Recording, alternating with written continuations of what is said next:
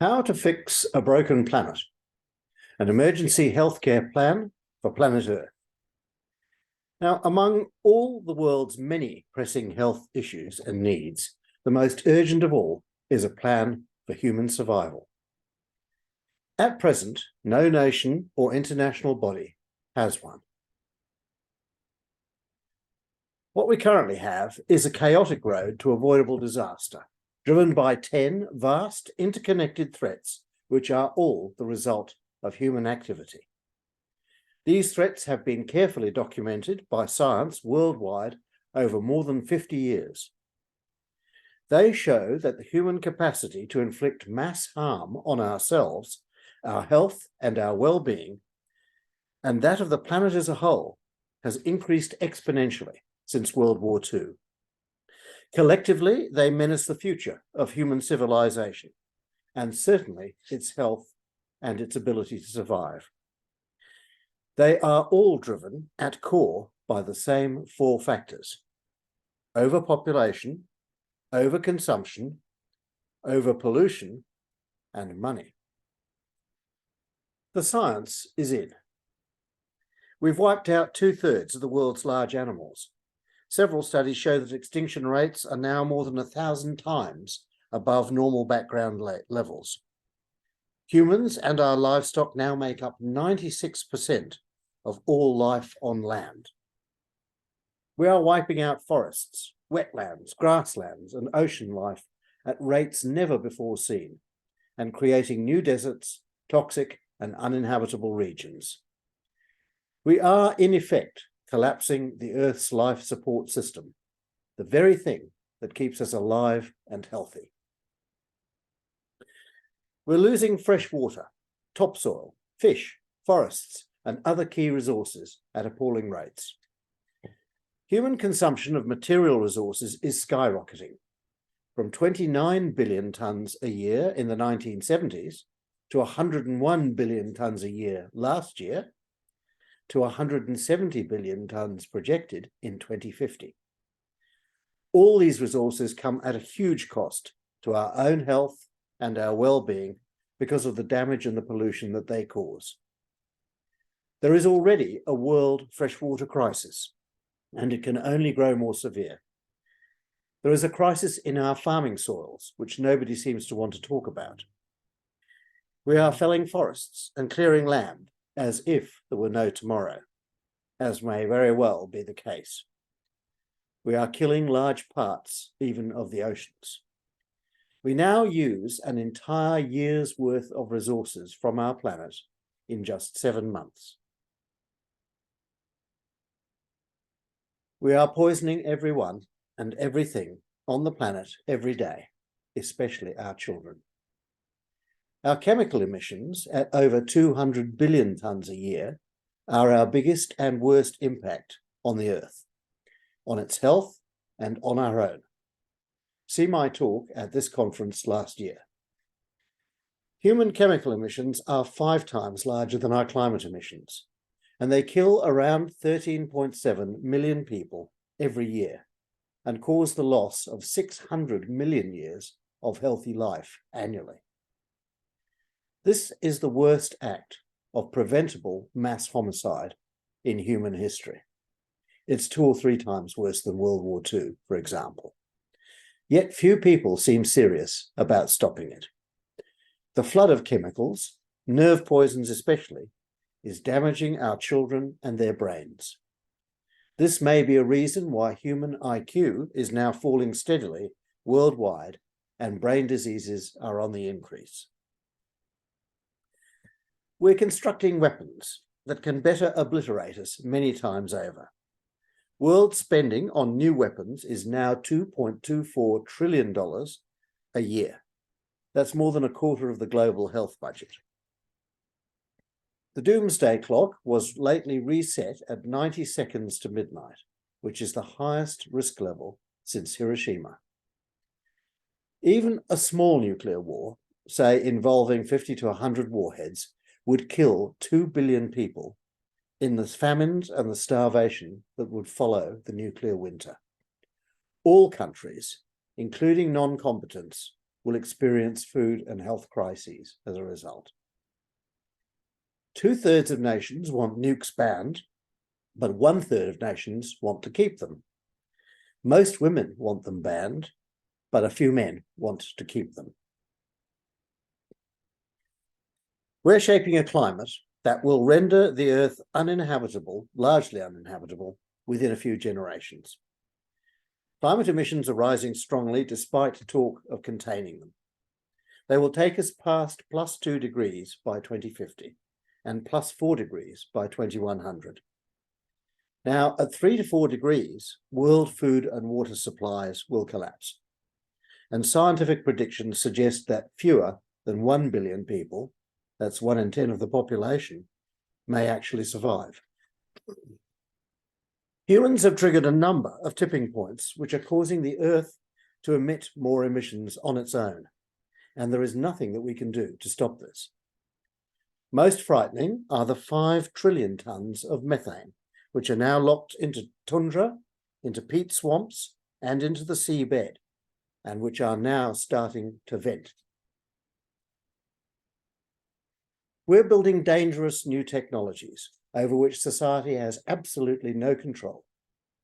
Like coal and agriculture before them, AI, robotics, nanotechnology, biotechnology, and global surveillance have potential to do terrible damage if used excessively or malignantly. At present, there is no way for society to control these monsters. They are off the leash and coming to get us.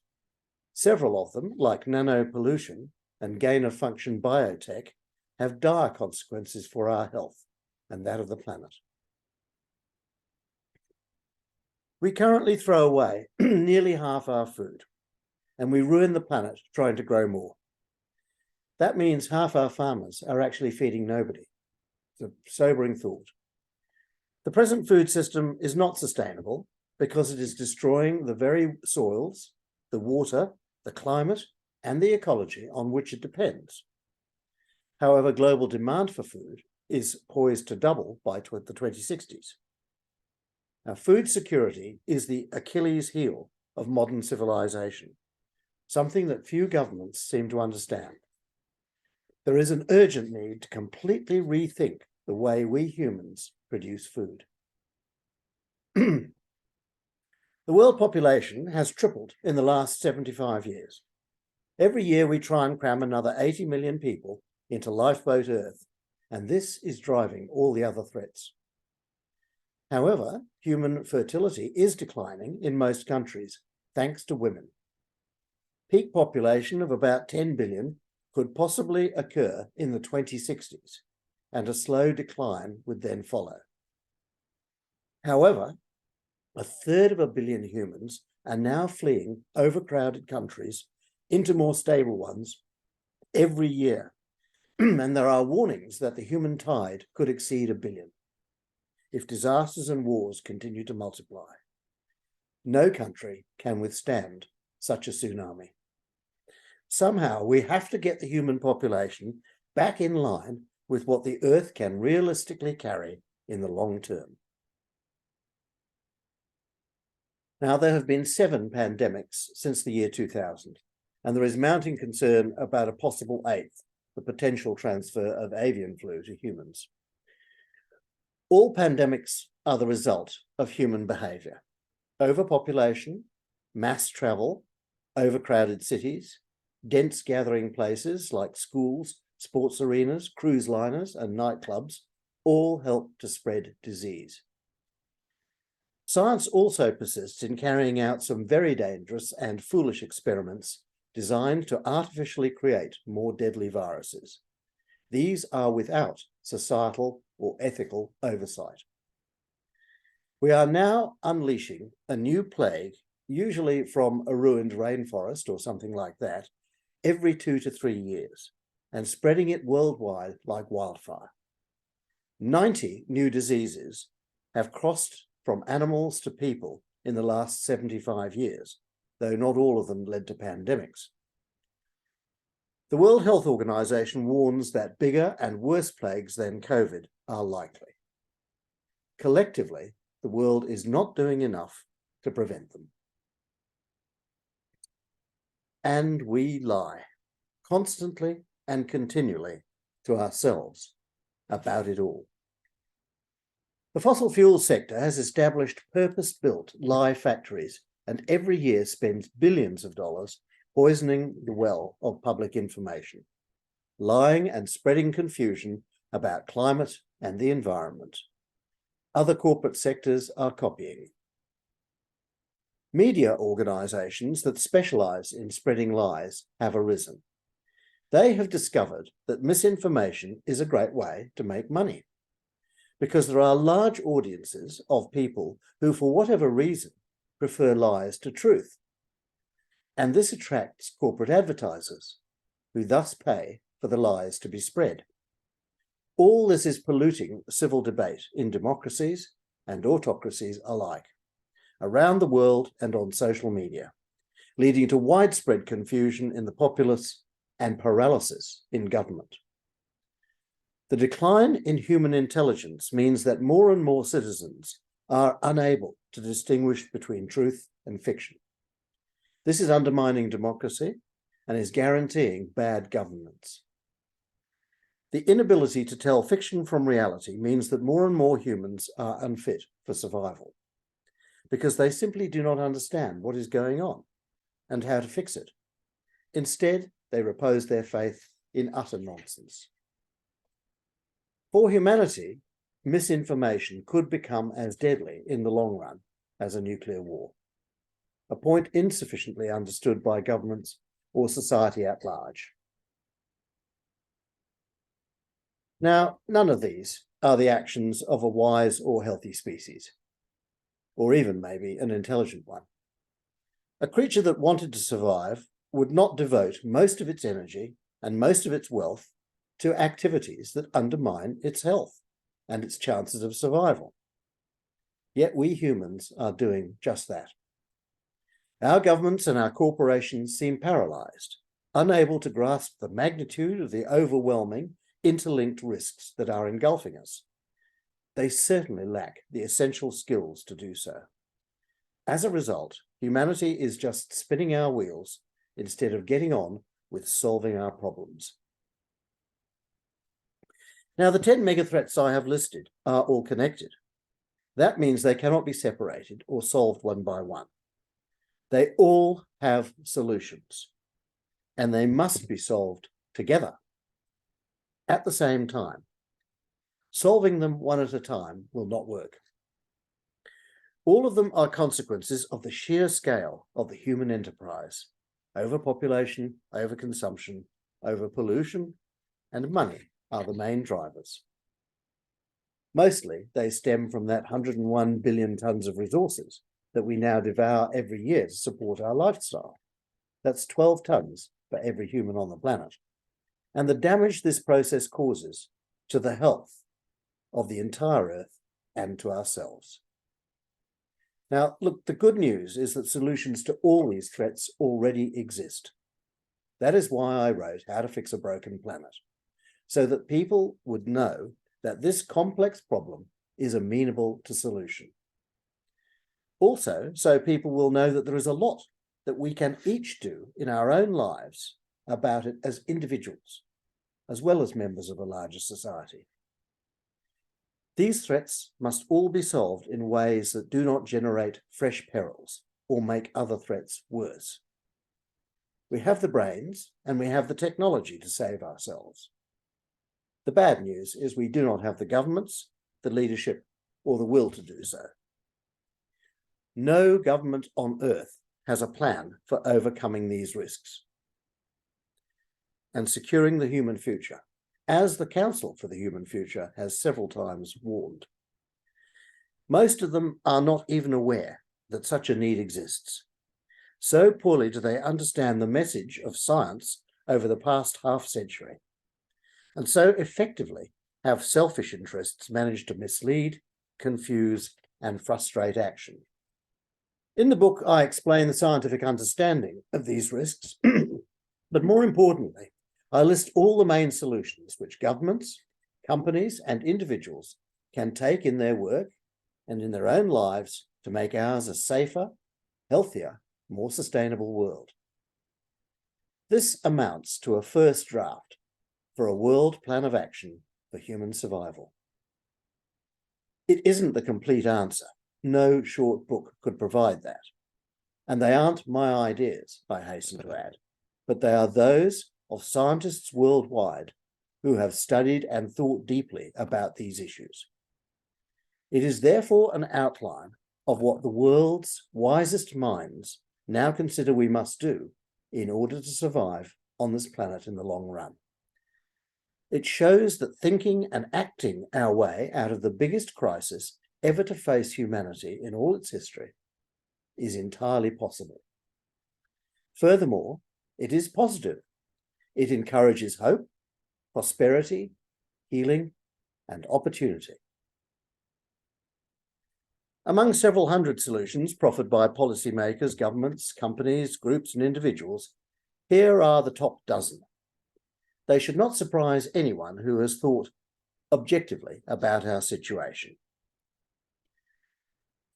First of all, an Earth System Treaty, addressing all the catastrophic threats, open not only to nations, but to every individual to sign. This is a legal instrument signed by nations and every willing person that commits us all to work for a safe, healthy, habitable planet for our children and their grandchildren. A planet where humanity lives within the rational, safe boundaries defined by science, not the dangerous, toxic world defined by greedy and uncaring enterprises. It is an agreement to work together to overcome each of the catastrophic risks that are the result of our own actions, but whose consequences now cannot be avoided. 2. Nuclear weapons. There is already, since 2001, a United Nations Treaty on the prohibition of nuclear weapons. So far, 92 countries have signed it, and a further 68 have ratified or agreed to it. But 70 countries, including all the nuclear powers, still cling to their support for potential human annihilation. This is not good for our health. Those who study the issue of nuclear weapons are agreed that if the world has them, it will use them, sooner or later. Already, the major nuclear powers are trying to convince themselves that a limited use of nukes is possible without escalating into a full-blown world holocaust. It is a dangerous fantasy, as scores of nuclear mistakes made over the last 70 years testify. The Bulletin of the Atomic Scientists has set the doomsday clock at 90 seconds to midnight, its highest danger level ever, because of recent advances in nuclear weapons technology and the growing conviction among the warrior class that they can be safely used.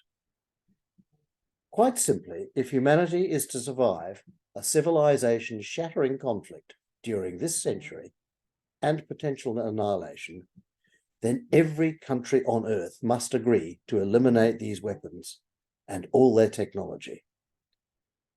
There is no intermediate position.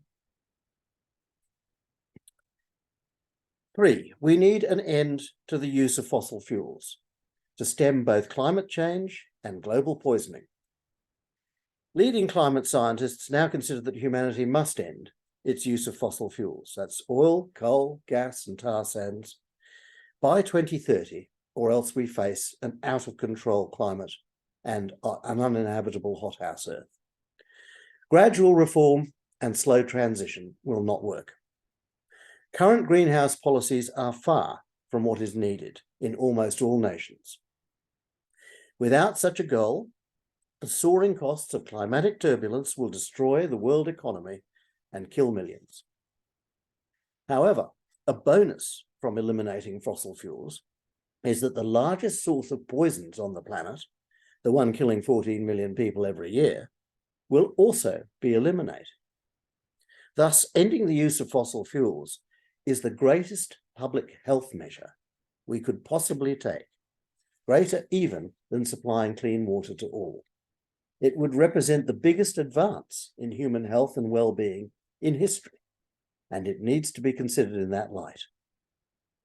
Furthermore, it is entirely feasible.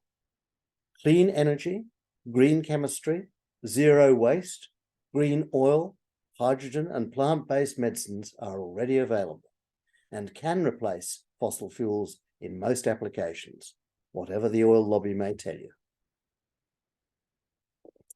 4, a circular world economy, which wastes nothing and reuses everything, is the answer to the looming scarcity of key resources. For most of our history, humans recycled our wastes, especially nutrients. In the 20th century, we forgot how, and we have to relearn. When the human population begins to shrink in the mid-century, there will never be a need to open another mine. Why? Because all the minerals we will ever need will be available much more cheaply in the waste stream. We just have to extract and reuse them. It is already happening to your mobile phone or your drink can. Now let's apply that principle to everything else. Furthermore, as we recycle more, we move our economy out of its focus on material goods and into a focus on ideas. This is the creative economy, where jobs shift from making things to doing things and imagining things. The human mind is inexhaustible. The creative economy uses far less energy, causes far less pollution and sickness, provides greater happiness and quality of life, lifts us out of our grubby industrial existence to a healthier, more satisfying plane. 5, renewable climate-proof food. Now, renewable food will supply enough food for every single person on the planet, and it will also dramatically reduce the threat of war. The renewable food revolution will be bigger and more exciting even than the renewable energy revolution. Replacing our present unsustainable agriculture and fishing methods, it has 3 legs. The first one is regenerative agriculture, which restores and cares for the environment in which it exists. Many farmers worldwide are already advancing on this. The second one is urban food production, where cities recycle all their wasted nutrients and water into new foods produced locally with a range of advanced climate-proof technologies, thus largely feeding themselves. Now, today, no city on Earth can feed itself, but if we adopt this method, most cities will be able to feed themselves. And 3, deep ocean aquaculture. That is the farming of sea plants and fish in huge installations on the high seas, away from the coasts where they do not cause pollution, fed by nutrients taken from the deep ocean. Each of these methods can provide a third of the world's food sustainably under largely climate-proof conditions, leading to a dramatic improvement in human health due to a higher proportion of fresh, nutritious plant foods in the diet. Renewable food could be one of the largest public health measures ever undertaken. 6, a Stewards of the Earth plan for rewilding half the Earth, run by farmers and Indigenous people. Now, if the world implements a renewable food revolution, growing 2/3 of its food in cities and the deep oceans, we can return more than half of the landmass to nature. We can put back the forests, the wetlands, the grasslands, the woodlands, and that will help to end the 6th extinction of wild animals, insects, and birds. It is a complete win-win. To manage this transition, we can make use of the skills and the wisdom of 1 billion small farmers who are currently being destroyed by our industrial food system, and 500 million Indigenous people worldwide who just simply love their country and they want to put it back. Instead of wasting $2 trillion a year building better weapons to kill ourselves, we could pay these farmers and native people to repair the damage to global landscapes caused by agriculture, climate, and mindless development. This is the Stewards of the Earth idea. Let's heal the planet by putting back all the many living things we have so thoughtlessly eliminated. It will be the greatest planetary health initiative ever. 7, we need a clean up the Earth plan, including a new human right not to be poisoned. We need to end the mass poisoning of humans by other humans and the horrific damage we're inflicting on the health of our species and on our children. To do that, we need a world alliance of organisations who are dedicated to cleaning up the planet, our food supply, our air and our water, our homes and consumer goods. Because global poisons emissions are 5 times larger than climate emissions, we need to create a body like the IPCC for chemicals, a global body to register, monitor, and test the safety of the 350,000 chemicals we now use, and to measure their impact on our health, something that is not being done at the moment. Up until the 19th century, all of our ancestors enjoyed a relatively clean, chemically unpolluted world, a far less toxic world than we inhabit today. We too should have such a right. We need to introduce into the Universal Declaration of Human Rights a right not to be poisoned. Only such a right will focus our governments and our corporations on their responsibility not to kill us. 8, we need a world population plan, providing voluntary family planning for everyone. For just the cost of a single nuclear submarine, we could provide family planning to every family on Earth and so end the population explosion. Family planning is entirely voluntary. No compulsion is involved. It provides the advice, contraception, and healthcare necessary for families to plan their own size. Voluntary reduction of the human population is both feasible and far preferable to a catastrophic crash caused by famines, pandemics, and wars. Wise women are already doing it everywhere. There are 17 countries worldwide whose population is already shrinking. It's not something to be frightened of, as some people are. It will be greatly aided by the philosophy of one child fewer, which is where families just decide to have one less child than they would otherwise have had, as well as by the growing trend among young adults worldwide to have no children at all. Number 9, a world pandemic plan to prevent and arrest the uncontrolled spread of disease by human behaviour. The best thing we can possibly do to prevent future pandemics is reduce the size of the human population and to restore the natural world that we have ravaged. But we also need to change our behaviours that are conducive to the spread of disease. This means far less mass travel, better ventilation of our buildings, less use of mass facilities where diseases can be transmitted, from cruise liners to sports arenas and child-minding centres. Greedy, selfish, and thoughtless people will howl at having their toys taken away. But does the right to travel, for example, include the right to kill others by spreading disease? That's the point we need to ponder. Humans have survived for 1 million years without these things, and we can do so again, if it is a question of survival, and it is. We also need a better pandemic early warning system, and we need to stop scientists from making deadly new viruses for fun or money or whatever reason. 10, a global technology convention to oversee all the powerful new technologies before they can be put to dangerous misuse. Having seen the damage caused by unconstrained fossil fuel use and agriculture, we need to be very cautious about the potential damage caused by uncontrolled use of artificial intelligence, nanotechnology, biotech, global surveillance, robot killing machines, and things like that. I mean, we are all at the moment the guinea pigs in a vast worldwide nanotech chemistry experiment. Now, you're taking these things into your body every day, and no, you haven't been asked for permission to do that. Now, these technologies cannot be controlled one by one or by individual nations. We need a global body to oversee their development, the harms they might cause, as well as the benefits that they can deliver, their regulation and their use. Without this, their overuse or their misuse can inflict fresh catastrophes as big as climate change. The people who develop new technologies always talk about the benefits, never about the dangers.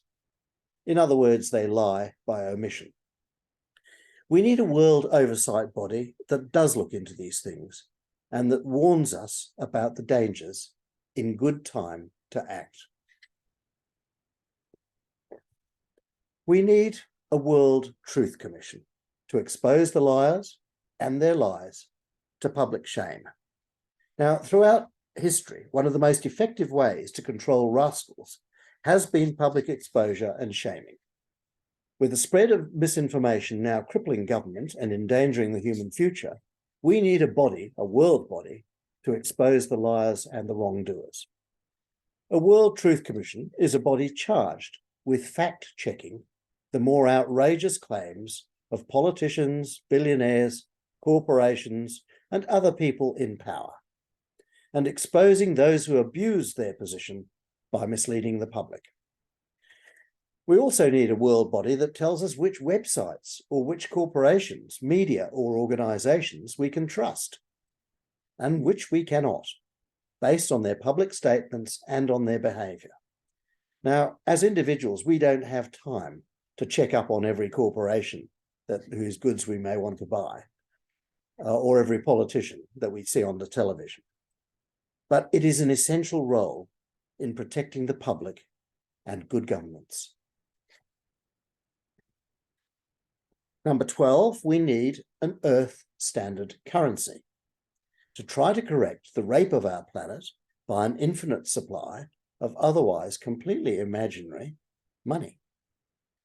The problem with our present economic system is that money is imaginary. It's just here in the human head. It doesn't exist in the real world.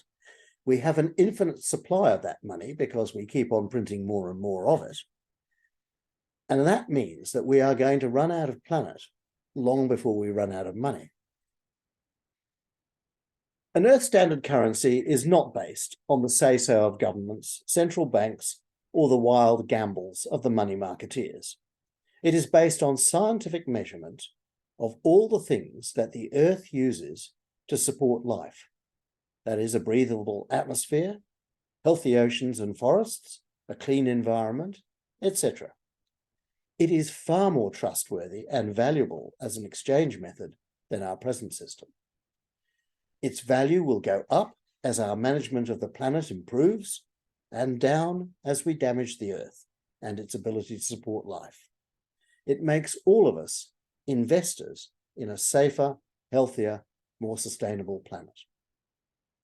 Now, there are many other actions that must be taken to mitigate the dangers in which humans now stand.